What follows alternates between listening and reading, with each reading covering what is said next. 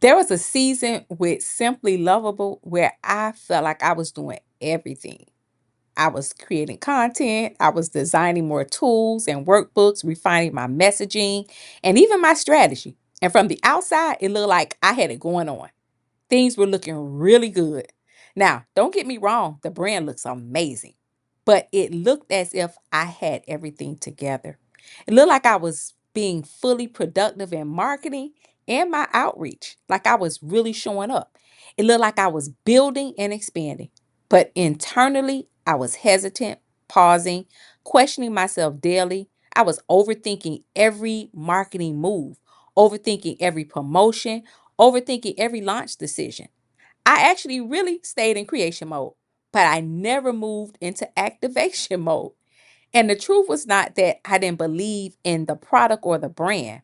The truth was that visibility felt really vulnerable for me. You see, showing up fully felt like I was exposing myself, and I kept finding productive ways to delay being seen. That I realized was my protection pattern. So if you've ever stayed busy instead of being visible, this conversation is for you.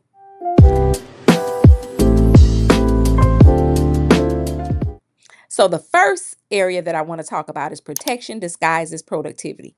Because most high achieving women don't get in their own way because they lack skills, knowledge, or ability.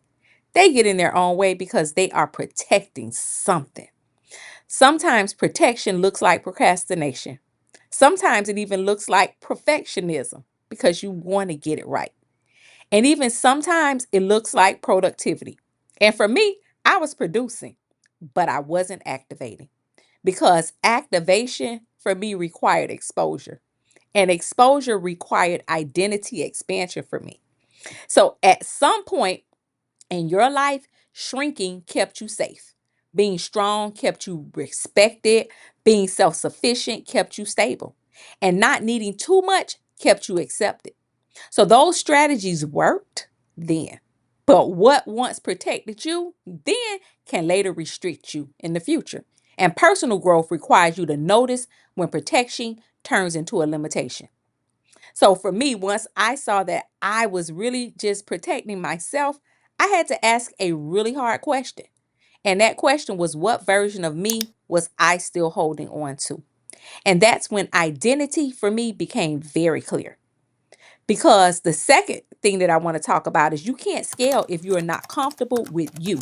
So your identity has to catch up because you can build something powerful and still internally question whether you're ready to carry it. You can create the vision and still hesitate to promote it. You can say you want impact and still resist visibility. And that was me. My results were growing, but my identity had not fully caught up with my elevation. So when it was time to activate Simply Lovable at the next level, my mind started negotiating again. What if this doesn't work? What if people don't respond? What if I misstep publicly? And it felt like the most responsible thing for me to do was to just slow down. But it was nothing but fear disguised as the need for me to refine the marketing, the workshops, and even the products at one point. However, personal growth required me to update how I saw myself because I had to see me the way God sees me, not just what I created and built with Simply Lovable. Now, this is important because not every pause is self sabotage, because sometimes slowing down is the wise thing to do. So, question for you: how do you know the difference between the two?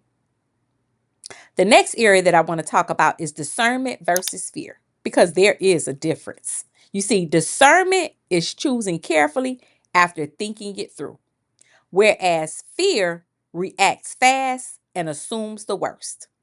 Discernment will say, let me evaluate this. Fear will say, delay it, adjust it, refine it again, just in case.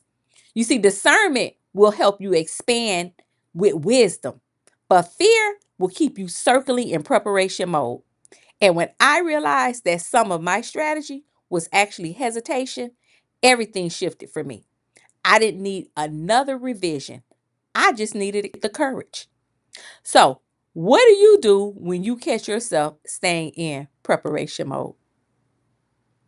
The next area that I want to talk about is moving from creation to activation because it's time for many of you to do so.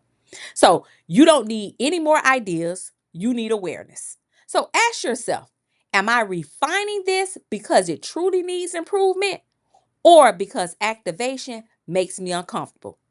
So, what belief shows up right before you go live, right before you begin to promote, even right before you begin to take up space in the room?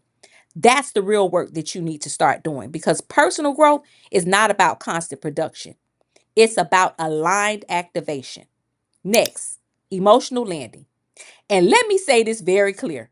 Sometimes we pray for elevation, and when the opportunity shows up, we will hesitate. And it's not because we lack faith, because growth requires responsibility. You ask for more impact, more visibility, more influence, but more requires capacity, and capacity will stretch you. You see, faith is not just believing in God that He will open the door. Faith is actually you walking through it without shrinking. So if God allows it to reach you, He already considered your ability to carry it. So you don't need to over refine anything. You don't need to delay it anymore. You need to just activate it. You see, personal growth is not just spiritual awareness, it's aligned action with God. So if you're serious about understanding where you hesitate and why, I encourage you to take the self assessment. The link is below because clarity changes how you move and movement builds capacity.